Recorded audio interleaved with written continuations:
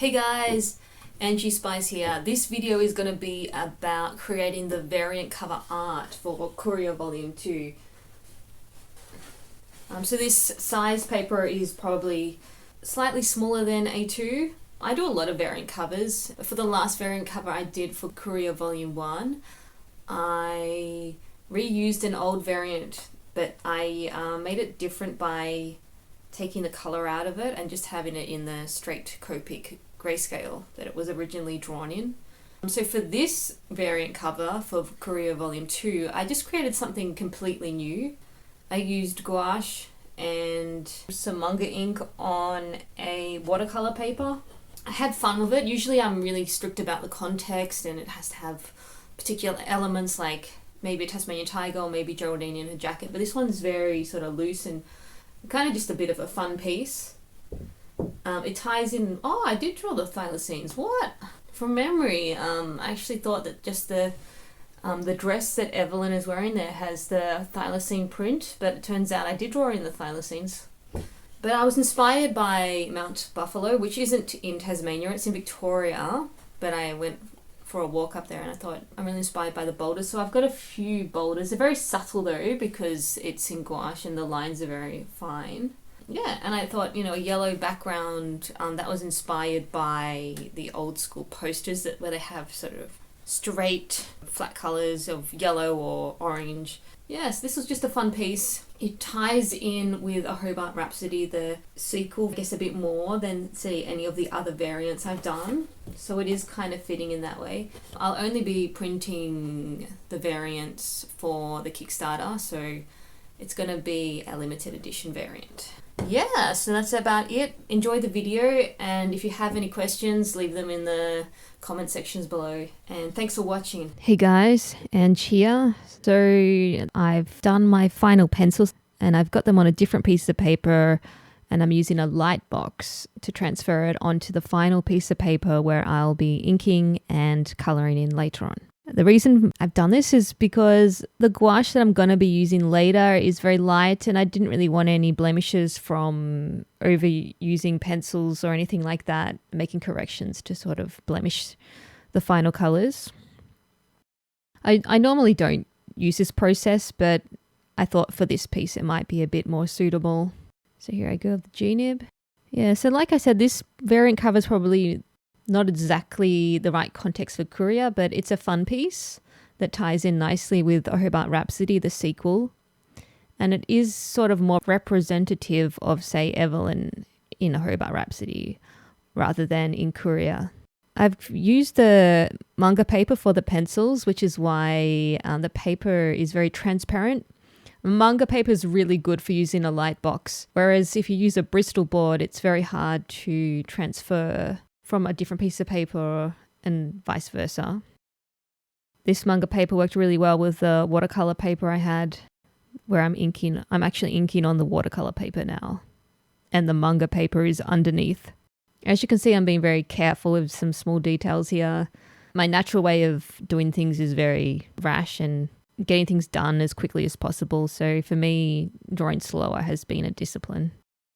It's not always appropriate to draw that way, but that's just how I'm trying to be a bit more precise and careful with the finer details. That's what the inks look like without the light box actually being on. So as you can see, you get a really nice finish using a light box. And I'm inking in Geraldine in the foreground here, which is why I'm using thicker lines, because she's closer to the point of view of the camera where I'm drawing from. Yeah, so this is the variant cover for Courier Volume 2. And after that, I think I'm going to be done with Courier. I'm not saying it's over. In the Kickstarter campaign, there is a goal to unlock. If we get enough backers, I will actually draw another issue of Courier, but that's a very high goal. But still attainable if it does come to that. But other than that, this is going to be it for Courier. A Hobart Rhapsody, the sequel though, that'll also be included in the campaign, the first issue of that. That is, like I said, sequential to Courier, but it is a very different type of story. It's more romance, drama, film noir, whereas Courier is a bit more adventure, film noir. So now I've done a bit more details and I'm filling in some of the background there. That's a bit of a fern, which wouldn't really be up on the top of the mountain if I'm being honest. But I needed a bit more of a homage or a little hint of the Courier theme in there. I think I'm drawing more of the fern in here, but I ended up editing that out of the final because it's nice to have a bit of space there. A bit of negative space. This piece actually looks really good in just straight black and white. I think I'm pressing the paper up against the original pencils just to see a bit more of the outlines of the mountains in the distance there. Because it can be hard to pick up on the very fine grey leads with the lightbox. The good thing about inking on this very fine watercolour paper, it's the same watercolour paper I used for the coffee shop gouache piece I did in my other video. The good thing about it is that it absorbs the inks pretty much instantly, so you don't get any smudges, and it's got a nice friction, but it's smooth enough to achieve the manga type lines. So it really is a great paper, the Chinese watercolor paper. I've got Geraldine wearing just a simple loose top, just to show a bit of even an evolution of her character, where she's a bit more laid back and doesn't need to wear a jacket or anything to look at me, or she's there as an observer. I guess she's like that anyway.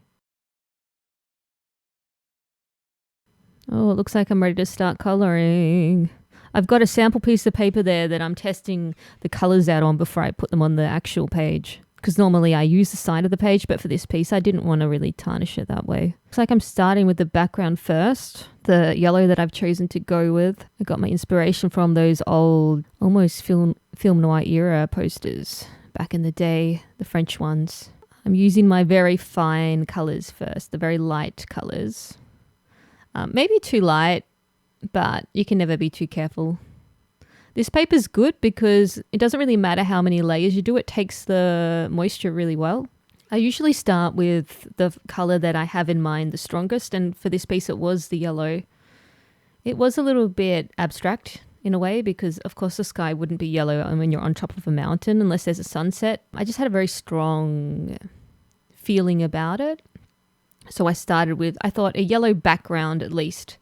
So that's what I've gone with, and it does contrast the mountains that are going to be bluey green, and the foreground, which will be blue. All the mountain rocks and all that stuff will be blue. So now I'm going with some very pale blue tones, I think. Extremely pale in the background to show a bit of depth of field there.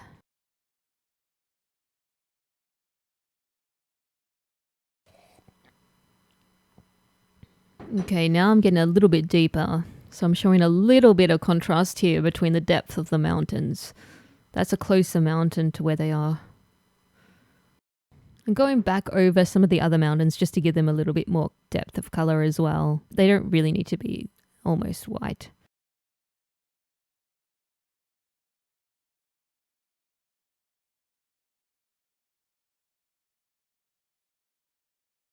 By this stage, I've done the basic skin tone of Evelyn and the tiger, and they're similar.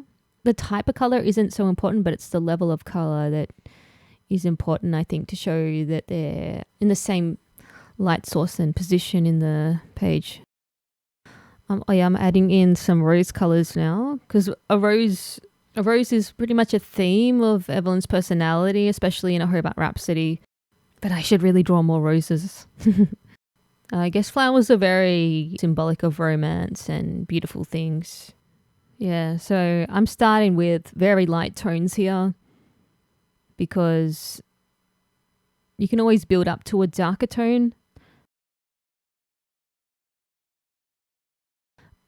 So now I've progressed on to Geraldine. I've gone pretty deep actually on those hair ringlets of hers because stylistically that's how I draw her anyway, and she's closer to the camera, so there's going to be a bit more focus on her naturally. I've used her colour for her top of her usual jacket, and she's wearing the same hat. I am getting those deeper brown tones in her hair. You know, I would probably do black for her, but because I'm using gouache and everything else is lighter, it's probably nicer that I have her ringlets in brown. Maybe with a digital colour, she looks better with the black ringlets, the inside of them. With Geraldine, I did get to explore more with the actual watercolour effect. You can see I've used a bit of watercolor effects on her jumper. It was nice having Geraldine at a larger scale so I could really explore some of those watercolor effects. Watercolor also looks so great when you leave all the whites. I could even do some pieces with just the shadows colored. I'm going to try and do that a bit more in the future, I think.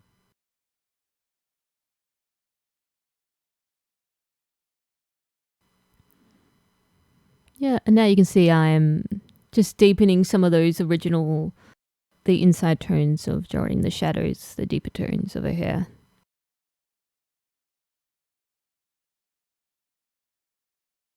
And now I've really progressed. I've added in some of the midtones of her hair and a bit of shine.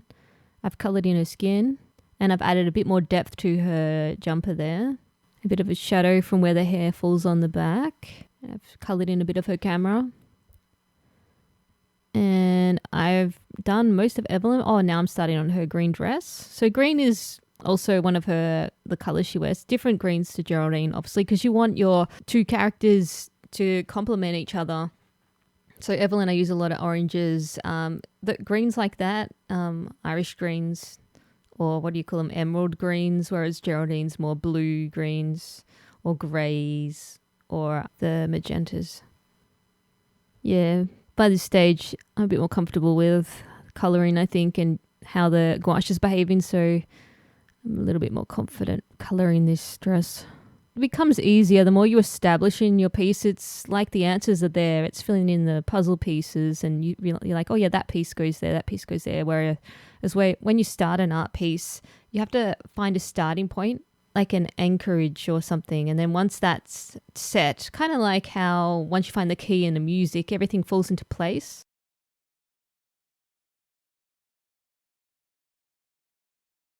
Yeah, I'm adding a bit of shadow now, giving her a bit of depth.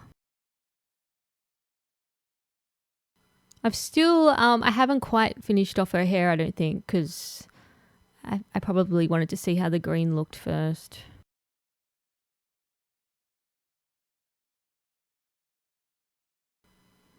Yeah, when it comes to composition, sometimes I have a very clear idea of what I want. Usually I do have a very clear idea of what I want for a pose or something.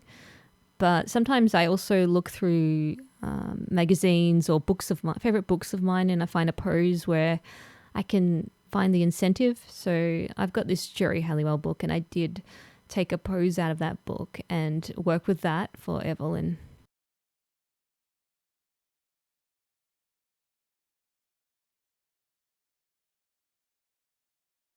Woohoo! This looks almost done now. Nice. This is more of a close-up too.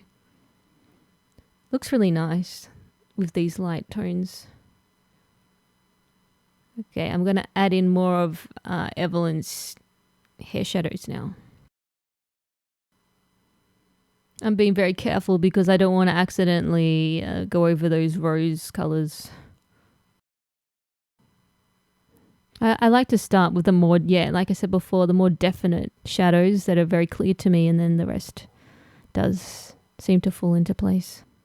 It's nice using a smaller brush, but you do have to load it more. And I'm being very careful here. Trying not to overdo it. Just being very fine, a bit more actually anime-like with my shadow work. Trying to be a bit finer.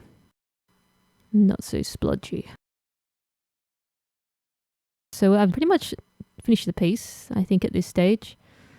Just adding a bit more depth to those mountains, a bit more of that straight blue tones, because before I used it more of a turquoise colour, but I'm adding a bit more definite blues. And I've added a few more shadows to Evelyn's dress at the bottom there. I've added some nice shadows to the boulders that are closer to Geraldine. And I've given the tigers their tiger print. And I didn't really draw in any rocks that Evelyn is leaning against, but I thought she kind of needs it for it to make a bit more sense. Because I don't want it to seem like she's right at the very edge of an unstable cliff. I wanted it to be a bit more relaxed.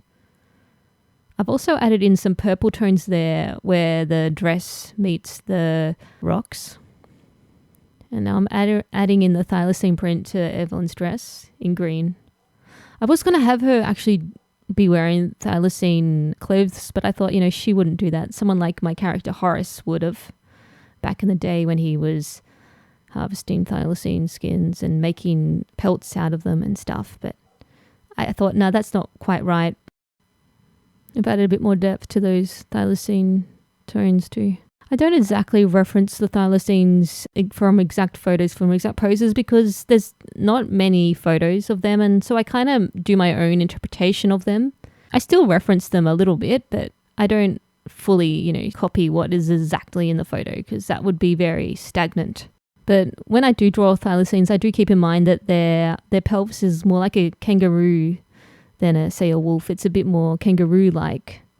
And their tail's also a bit more kangaroo-like than, say, a wolf.